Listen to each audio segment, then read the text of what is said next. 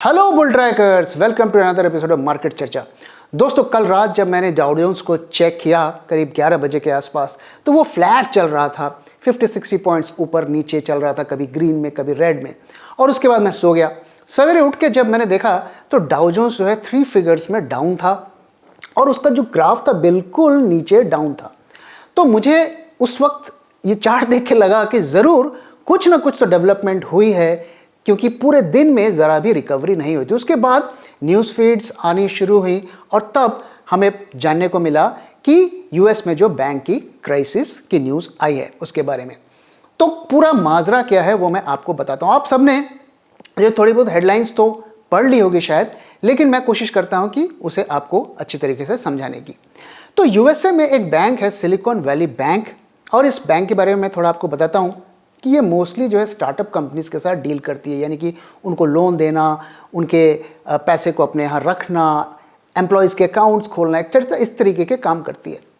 और पूरे यूएसए में जितनी वीसी फंडेड कंपनीज है उसके 44 कंपनीज की जो है जो अकाउंट इस बैंक के पास थे।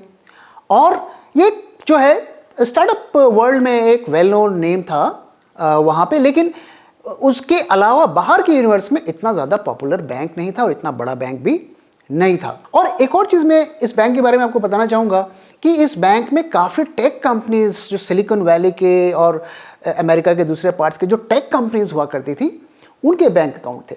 अब प्रॉब्लम की शुरुआत कैसे होती है और क्या प्रॉब्लम इस बैंक में आती है वो मैं आपको बताता हूँ।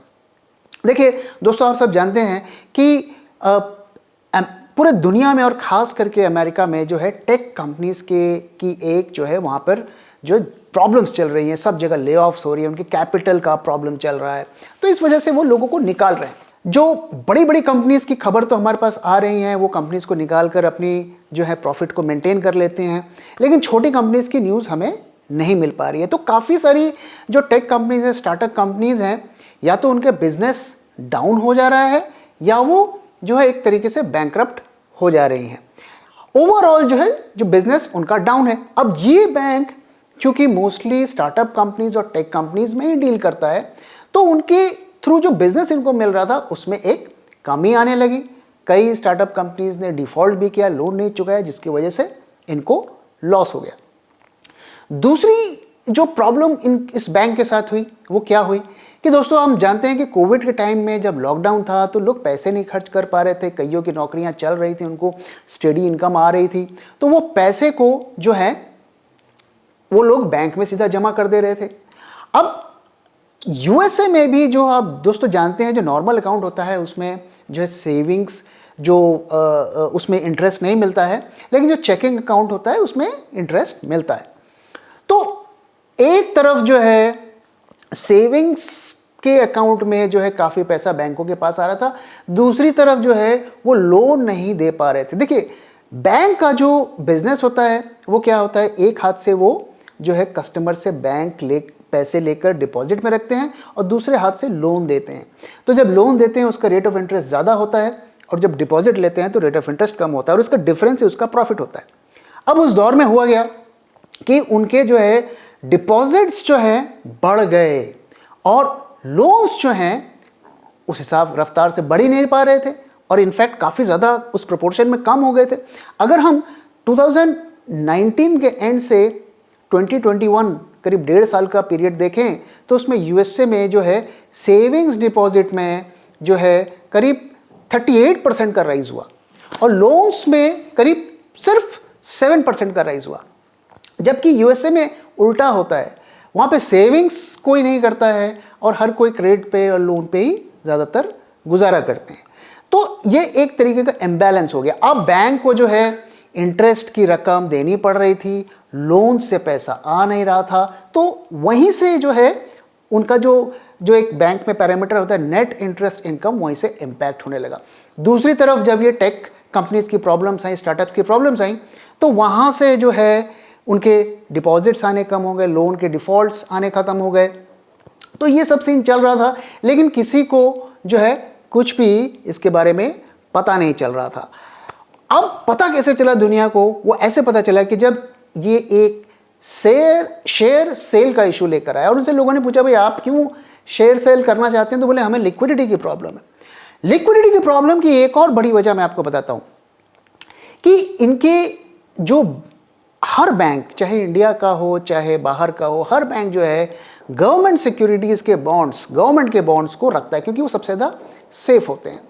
अब इनके पास जो है करीब 21 बिलियन डॉलर्स का बॉन्ड पोर्टफोलियो था और उस पोर्टफोलियो को इन्होंने लॉस में बेच दिया। अब आप सोच रहे होंगे कि बॉन्ड में तो गारंटेड रिटर्न है, तो उसमें लॉस कैसे हो गया? जी हां, इनके पास जो होल्डिंग थी बॉन्ड की वो थी यूएस ट्रेजरी बॉन्ड्स की, जो कि दुनिया का सबसे सेफेस्ट बॉन्ड है। अब यूएस गवर्नमेंट आपको पैसा नहीं चुकाएगा तो कौन चुकाएगा?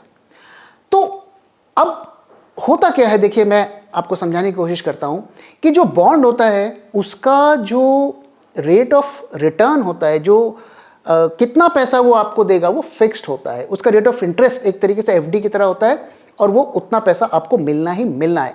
लेकिन एफडी और बॉन्ड में एक डिफरेंस होता है कि बॉन्ड में जो है ट्रेडिंग होती है, तो काफी बैंक्स जो हैं मार्केट से बॉन्ड्स को खरीदते हैं क्योंकि बॉन्ड का टेन्योर 10 साल, 15 साल, 20 साल, 25 साल, 30 साल तक होता है, तो बॉन्ड को खरीदते बेचते रहते हैं। तो मान लीजिए जब इस बैंक ने उस बॉन्ड को खरीदा तो उनको रिटर्न इतना मिलना था, लेकिन उन्होंने इस भाव पे खरीदा, तो इसका जो डिफरेंस आप देख रहे हैं ये आपका यील्ड हो गया, मतलब इतने पैसा आपको मिलना चाहिए।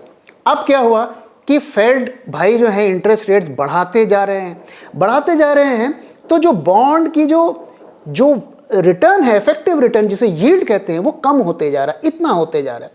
तो उन्होंने इतना यील्ड का सोचा था, अब उनको इतना यील्ड मिल रहा है, तो जो जिसे कहते हैं नोशनल लॉस, अनरियलाइज्ड लॉस उनके बढ़ते जा रहे थे। अब जैसे आप एक शेयर खरीदते हैं, अब शेयर आपका लॉस में चल रहा है, लेकिन आपको लॉस तो नहीं हुआ ना, जब तक आप उसे बेचेंगे नहीं आपको लॉस तो होगा नहीं। लेकिन कई दफे क्या होता है, आपको पैसे की जरूरत पड़ जाती है और आपको पता भी होता है कि ठीक है ये शेयर प्रॉफिट में आ जाएगा, लेकिन आप उतने टाइम तक आपको होल्ड करने का जो है आपके पास हिम्मत भी नहीं होती है और टाइम भी नहीं होता है क्योंकि पैसे आपको आज चाहिए। तो इस बैंक ने क्या किया, 21 बिलियन डॉलर्स का जिनका बॉन्ड का पोर्टफोलियो था गारंटीड रिटर्न वाला, उसको बेच दिया लॉस में। तो वहां से कुछ पैसे उनको हाथ में आ गए, लेकिन अल्टीमेटली उनको लॉस में हुआ, लेकिन कैश उनको चाहिए था, इस वजह से उन्होंने बेच दिया। क्योंकि उनके जो डिपॉजिटर्स थे वो पैसे मांग रहे थे कि भैया हमें अपना अकाउंट क्लोज करना है, हमें भी पैसे की जरूरत है, तो इस वजह से उनकी लिक्विडिटी की प्रॉब्लम हो गई। अब ये सारा जो खेल ठीक ठाक चल रहा था, किसी को इसके बारे में पता भी नहीं था, लेकिन जिस तरीके से रेट ऑफ इंटरेस्ट बढ़ने लगे उसका ये विक्टिम हो गया। तो क्या ये एकमात्र ऐसा बैंक है यूएसए में, क्या और सारा जो बैंकिंग सिस्टम बिल्कुल सही चल रहा है? जी नहीं, ऐसा नहीं है। यूएसए में बहुत सारे छोटे छोटे अननोन बैंक्स हैं जिनमें किसी भी दिन कोई भी प्रॉब्लम आ सकती है, क्योंकि जब रेट ऑफ इंटरेस्ट बढ़ता है तो जो है इस तरीके की प्रॉब्लम्स आती हैं। तो अगर इस बैंक की बात करें तो इसका बैंक का जो शेयर प्राइस है वो 60% गिर गया और अभी जो है प्री मार्केट में भी कह रहे हैं कि 15 से 20% का और गिरने के इंडिकेशन आ रहे हैं। और अगर ओवरऑल वहां का जो बैंक इंडेक्स है उसकी बात करें तो वहां पे 7% की गिरावट हमें सिर्फ कल देखने को मिली है। और जो उनके टॉप 4 बैंक्स थे जिसमें Wells Fargo, bank of America और जेपी मॉर्गन चेस, ये बैंक्स आते हैं, इनमें भी जो है 4 से 5% की गिरावट हमें देखने को मिली और इन्होंने टोटल जो है 52 बिलियन डॉलर्स का जो है मार्केट कैप लूज कर दिया सिर्फ एक दिन में। अब जो सबसे बड़ा क्वेश्चन उठता है कि क्या हमारे बैंक्स में भी ऐसा हो सकता है? देखिए दोस्तों, बैंक के साथ होता गया है कि आप जब तक वो बैंक की कोई खबर नहीं आती हमें सब ठीक लगता है। आपको याद होगा डायमंड्स आर फॉरएवर, ऐसा कहा गया था यस बैंक के बारे में, उनके जो प्रमोटर थे राणा कपूर के बारे में, और हमने देखा कि क्या हुआ। पीएनसी बैंक में भी हमने देखा कि क्या हुआ। तो बैंकों के साथ प्रॉब्लम क्या है कि कोई अर्ली वार्निंग नहीं आती है, क्योंकि अगर अर्ली वार्निंग देंगे तो और ज़्यादा पैनिक क्रिएट हो जाता है, लोग अपना पैसा निकालने लगते हैं, जिसकी वजह से जो बैंकों की प्रॉब्लम और बढ़ जाती है। इसलिए बैंक में जब भी आप प्रॉब्लम देखेंगे तो सडनली एक दिन आपको न्यूज़ आएगी और वो ये आएगी भैया आपका अकाउंट फ्रीज हो गया है, जैसा कि हमने कई बार देखा। तो हमें जो है इस वक्त जिस तरीके की ग्लोबल सिचुएशन है, कोविड के बाद से अब ये इंटरेस्ट रेट का बढ़ना, तो ये जो है सिचुएशन बहुत ज़्यादा कंफर्टेबल नहीं है। ज़रूर आप किसी से ही बात करेंगे, चाहे यहाँ पे करेंगे चाहे वहाँ पे करेंगे, कोई भी आपसे ये नहीं कहेगा कि बैंकिंग सिस्टम में प्रॉब्लम है। सबको यही कहेंगे कि जो है एवरीथिंग इज अंडर कंट्रोल। लेकिन फिर प्रॉब्लम्स आ क्यों रही है, क्यों जो है हर 1-2 साल में प्रॉब्लम्स किसी न किसी बैंक में आ जाती है। तो अगर आप ऐसा सोचना चाहते हैं कि नहीं सब कुछ ठीक है तो उसमें कोई प्रॉब्लम नहीं है, आप ऐसा सोच सकते हैं क्योंकि आपका पैसा है। और अगर आप थोड़ा कॉशियस रहना चाहते हैं तो उसमें भी कोई बुराई नहीं है। और कॉशियस हम कैसे रह सकते हैं कि हम अपने, अगर हमारी बड़ी सेविंग्स हैं तो हम उसे 2-3 बैंक्स में डिस्ट्रीब्यूट कर सकते हैं। ये एक स्ट्रेटजी हम अपना सकते हैं, आप चाहें तो इसको कंसिडर कर सकते हैं। दोस्तों मैं कभी कभी अपने पुराने दिनों को, जो पुराने टाइम जब मैं छोटा हुआ करता था और बैंक में जाया करता था, उन डेज़ को याद करता हूँ। बड़ा बोरिंग सा माहौल होता था। बैंक में जाओ तो सब साइलेंटली काम करते थे काउंटर के पीछे और बड़ा रूड सा व्यवहार होता था। और वो रूड व्यवहार आपके साथ क्यों करते थे? क्योंकि उनको कोई लालच नहीं था कि हमें आपके जेब से पैसे निकालने हैं, आपसे इन्वेस्टमेंट करवाना है, आपसे इंश्योरेंस खरीदवाना है, आपसे क्रेडिट कार्ड खरीदवाना है, एफडीज करवाना है। उनको कोई लालच नहीं था। वो आपसे पूछते थे आपको क्या करना है। तो हमारे 2 ही काम होते थे, या तो हमें लोन लेना होता था या हमें कैश जमा करना होता था या कैश जो है निकालना होता था। तो वो हमें सर्विस देते थे और हम अपने घर आ जाते थे। आज के दौर में आप जाएंगे बैंक में तो वो आपसे बहुत अच्छा व्यवहार करेंगे, मीठा मीठा बोलेंगे, आपसे कुछ चाय पिलाएंगे, कॉफ़ी पिलाएंगे, कोल्ड ड्रिंक पिलाएंगे। लेकिन उनके दिमाग में एक ही चीज़ होती है कि कैसे आपका पैसा हम लेकर जो है हमारे बैंक में हम ले लें। और देखिए दोस्तों, मेरा पर्सनल ये विचार आपके साथ शेयर कर रहा हूँ और आप लोग बताइए कि आप इसे एग्री करते हैं कि नहीं, कि बैंक का काम है, 2 ही काम बैंक के हैं, आपके डिपॉजिट्स को लेना और आपको लोन देना। इसके अलावा बैंक का काम मुझे नहीं लगता कि ऐसा होना चाहिए कि आप खूब प्रॉफिट कमाएं, फॉर्च्यून 500 में जाएं। क्योंकि हमने देखा है कि किस तरीके से जो है ज़्यादातर जो फाइनेंशियल क्राइसिस जो इस सेंचुरी में आई है वो बैंकों के द्वारा ही क्रिएट किए गए हैं। और आप मुझे बताइए दोस्तों, मैं अगर गलत बोल रहा हूं। तो आइए दोस्तों हम मार्केट की बात करते हैं और निफ्टी और बैंक निफ्टी की बात करते हैं।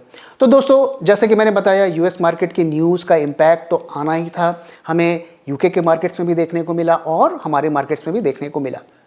अगर हम इंडियन बैंक्स की बात करें तो जो मेजर बैंक्स थे वो 1.5 से 2% गिरे थे, जो कि बहुत बड़ी डील नहीं है। अभी हमें देखना है कि इसका इंडियन बैंक्स पर क्या इम्पैक्ट आने वाले दिनों में पड़ता है। लेकिन फिलहाल जो हमें होता हुआ दिख रहा है वो सिर्फ एक सेंटिमेंटल इम्पैक्ट होता हुआ दिख रहा है, वो भी कोई खास मेजर नहीं लगता आज का डेटा देखकर, और वो मैं आगे आपके साथ शेयर करूंगा। अगर आज का डेटा हम लेकर कंपेयर करें और निफ्टी बैंक निफ्टी को कंपेयर करें तो बैंक निफ्टी में थोड़ी वीकनेस हमें आती हुई दिख रही है, कोई मेजर नहीं, लेकिन निफ्टी में अभी भी स्ट्रेंथ बनी हुई है। अगर हम डेटा की, मैं प्योरली डेटा के बेसिस पर बात कर रहा हूँ, कितने कॉन्ट्रैक्ट्स आज ऑप्शंस में ऐड हुए या क्लोज हुए उसकी बात करें तो अगर पुट्स की बात करें निफ्टी में तो करीब 3.65 करोड़ कॉन्ट्रैक्ट्स, में लॉट की बात नहीं कर रहा हूं, टोटल कॉन्ट्रैक्ट्स की बात कर रहा हूं, इतने कॉन्ट्रैक्ट्स जो हैं क्लोज हुए।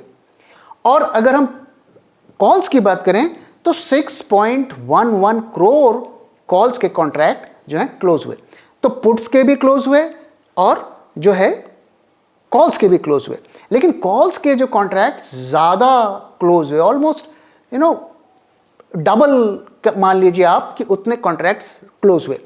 तो अगर हम कॉल सेलर्स की बात करें तो कॉल सेलर्स तो बेरिश होता है, तो बेरिश मार्केट में एक बेरिश ट्रेडर अपनी पोजीशंस को क्यों क्लोज करेगा? उसका एक ही कारण होता है कि उसको उस गिरावट पर भरोसा नहीं है। जब एक गिरावट, स्ट्रॉन्ग गिरावट होती है तो फ्रेश कॉल्स ऐड होने चाहिए, क्योंकि कॉल सेलर्स कॉल को सेल करेंगे उस गिरते हुए मार्केट का एडवांटेज लेने के लिए। लेकिन वो होता हुआ नहीं दिख रहा है हमें, खास करके निफ्टी में। तो इस वजह से आज का डेटा अगर हम देखें तो अभी हमें स्ट्रॉन्ग बेरिशनेस के इंडिकेशन, बैंक निफ्टी ज़रूर उसमें जो है थोड़ा सा वीकनेस हमें दिख रहा है, और कल जो नेक्स्ट ट्रेडिंग डे का डेटा आएगा उससे ज़्यादा कंफर्म होगा। अब आइए हम बीटी इंडिकेटर की तरफ चलते हैं और कुछ लेवल्स की बात करते हैं। तो दोस्तों ये हमारा निफ्टी का बीटी इंडिकेटर है और ये है लॉन्ग टर्म वाला बीटी इंडिकेटर। और आज आप देखिए यहाँ पर हमें आज गिरावट देखने को मिली है हमारे स्पॉट प्राइस में, और आप देखिए हमारा इंडिकेटर ऊपर जा रहा है। इसीलिए मैं आपसे कह रहा था कि हमें जो है कुछ खास इसमें निफ्टी में वीकनेस होती हुई अभी नहीं दिख रहा है। और अगर हम शॉर्ट टर्म इंडिकेटर को देखें तो आप देखिए यहाँ पर हमारा मार्केट गिरा और इंडिकेटर ने यहाँ पे राइज दिया है। तो निफ्टी में अभी भी जो है हमें बुलिश सिम्टम्स दिख रहे हैं। मैं जो है अभी भी शॉर्ट करने से थोड़ा हिचकिचाऊंगा। और जैसा कि मैं बार बार आपको बता रहा हूं कि लॉन्ग टर्म में हमारा बेयरिश है इंडिकेटर, और अगर शॉर्ट टर्म अगर नेक्स्ट फ्यू डेज की बात करें तो उसमें अभी भी बुलिश दे रहा है। अब कल मैंने आपको कहा था कि अगर हमें लॉन्ग जाना है तो हमारा जो लेवल है वो है 17,624, जो कि मिला नहीं, क्योंकि आज जो है मार्केट जो है आज गैप डाउन हुआ तो वो लेवल हमें नहीं मिला। तो अब हमें आगे शॉर्ट टर्म के क्या ट्रेड लेने हैं। तो पहली चीज तो ये है कि हमें ऐसे मार्केट में अनहेज्ड ट्रेड को अवॉइड करना है, हेजिंग के साथ करिए। और अगर आप शॉर्ट आपने कर रखा है ऑलरेडी तो आपका स्टॉप लॉस होना चाहिए 17,609। इसके ऊपर जो है मार्केट बुलिश होने की उम्मीद है। और अगर हम गिरावट की बात करें तो हमें कहां तक गिर सकता है मार्केट इस गिरावट में, तो मुझे अभी भी ऐसा लगता है कि 17,300 जो है क्रॉस इस बेयर रैली में या बेयर फॉल में नहीं करेगा। यहां से हमें इसको ज़्यादा से ज़्यादा गिरावट इतनी ही हमें देख सकते हैं। और अभी आप देखिए तो बहुत ज़्यादा ये लेवल नीचे भी नहीं है। तो अगर हम लॉन्ग बनाना चाहते हैं तो हमारे पास दो ऑप्शन है। पहला ऑप्शन ये है कि 17,300 के लेवल पर मार्केट को जाने दीजिए, और वहाँ पर जो है अगर हमें कंफर्मेशन मिलता है, थोड़ा इंडिकेशन अच्छे मिलते हैं, तो हेजिंग के साथ आप या इस लेवल पर लॉन्ग जाइए, क्योंकि फिलहाल अभी का जो हमारा डेटा है उसके हिसाब से ये लेवल ब्रेक नहीं होना चाहिए। और दूसरा लेवल क्या है कि कंफर्मेशन का वेट करिए, और जिस लेवल से हम शॉर्ट हैं उस लेवल को ऊपर की तरफ क्रॉस करने के बाद फिर हम फ्रेश जो है वहां पर लॉन्ग बना सकते हैं। फिलहाल इट इज़ रिकमेंडेड कि आप अभी ट्रेड्स थोड़ा कम करें, किसी भी डायरेक्शन पे हेवी बेट ना करें, और कोशिश करें कि हेजिंग के साथ ही काम करें। अगर हम बैंक निफ्टी की बात करें तो निफ्टी की कंपैरिजन में वो थोड़ा वीक लग रहा है, लेकिन अभी भी बैंक निफ्टी को हमें शॉर्ट नहीं करना है, हमें एक और दिन का मूव देखना है। अब आइए दोस्तों बात करते हैं आज क्या सीखे सेक्शन में। तो आज हम जानेंगे ट्रेलिंग स्टॉप लॉस के बारे में। तो दोस्तों एज ए ट्रेडर आप जानते हैं कि जब भी हम ट्रेड बनाते हैं और हम प्रॉफिट में चल रहे होते हैं तो हम अपने प्रॉफिट को प्रोटेक्ट करना चाहते हैं। मान लीजिए हमने यहाँ ट्रेड लिया और हमारा इतना प्रॉफिट अभी चल रहा है, तो हम चाहेंगे कि अगर प्राइस गिरना शुरू हो जाए तो हम कुछ प्रॉफिट को प्रोटेक्ट कर लें। तो उसे प्रोटेक्ट करने के लिए अक्सर कुछ लोग जो है ट्रेलिंग स्टॉप लॉस को लगाते हैं, यानी कि आपका प्रॉफिट एक लेवल से नीचे गिरता है तो आप एग्जिट कर जाएं ताकि आप थोड़ा बहुत प्रॉफिट बचा लें। लेकिन ये कितनी सही स्ट्रैटेजी है? अगर आप मेरा व्यू जानना चाहते हैं तो ये है कि जब आप एक छोटे टारगेट की ट्रेडिंग कर रहे होते हैं, मान लीजिए आप इंट्राडे ट्रेडिंग करते हैं जहाँ पर हम हार्डली 0.75%, 1%, 1.5% के रेंज में प्ले करते हैं, तो वहाँ पे ट्रेडिंग स्टॉप लॉस रखने का कोई पर्पस नहीं है, क्योंकि एक बड़ा कैंडल ऊपर से नीचे होगा तो वो आपका जो ट्रेडिंग स्टॉप लॉस हिट कर जाएगा, और उसके बाद जो है आप वापस से हो सकता है राइज कर जाए और आपको लगे कि मैं तो मार्केट ने मुझे बेवकूफ़ बना दिया। तो छोटे रेंज में मेरे हिसाब से ट्रेलिंग स्टॉप लॉसेस नहीं रखने चाहिए। लेकिन अगर आप एक पोजिशनल ट्रेडिंग करते हैं, एक लंबे ट्रेंड के लिए काम कर रहे हैं, एक एक्सपायरी टू एक्सपायरी काम कर रहे हैं, तो बेशक आप जो है ट्रेलिंग स्टॉप लॉस रख सकते हैं।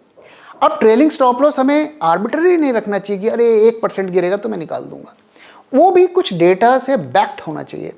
और हमें ATR, वोलेटिलिटी या ऑप्शन की IV से हमें एक अंदाज़ा लगाने की कोशिश करना चाहिए कि कितनी गिरावट जो है नॉर्मल है, हमें एक मैथमेटिकली वो स्टेब्लिश करना चाहिए, और तभी हमें जो है ट्रेलिंग स्टॉप लॉस को रखना चाहिए। ज़्यादातर ट्रेडर लोग क्या करते हैं कि ठीक है मैं 5 पॉइंट नीचे अगर प्रॉफिट आएगा तो निकाल लूँगा, या 1% आएगा तो निकाल लूँगा। तो ऐसा करना ठीक नहीं होता, क्योंकि हो सकता है उसकी वोलेटिलिटी उससे ज़्यादा हो, तो वो बार बार आपके ट्रेलिंग स्टॉप लॉस को हिट करेगा। आपको ATR एक अच्छा इंडिकेटर होता है और हर चार्ट पे अवेलेबल होता है, उसको कंसीडर करके भी आप जो है ट्रेलिंग स्टॉप लॉस है, इवन स्टॉप लॉसेस के लिए भी उस इंडिकेटर को यूज़ किया जा सकता है। अगर आप इस टॉपिक पे इंटरेस्टेड हैं तो ज़रूर बताइए, मैं कभी डिटेल में इसके बारे में आपके साथ बात करूंगा। तो दोस्तों इसी के साथ इस वीडियो को मैं यहाँ पे खत्म कर रहा हूँ। आशा करता हूँ वीडियो आपको पसंद है तो प्लीज़ वीडियो को लाइक करिए, अपने दोस्तों को शेयर करिए और हमारे चैनल को भी सब्सक्राइब करिए। Thank you very much for time दोस्तों, and thank you for watching.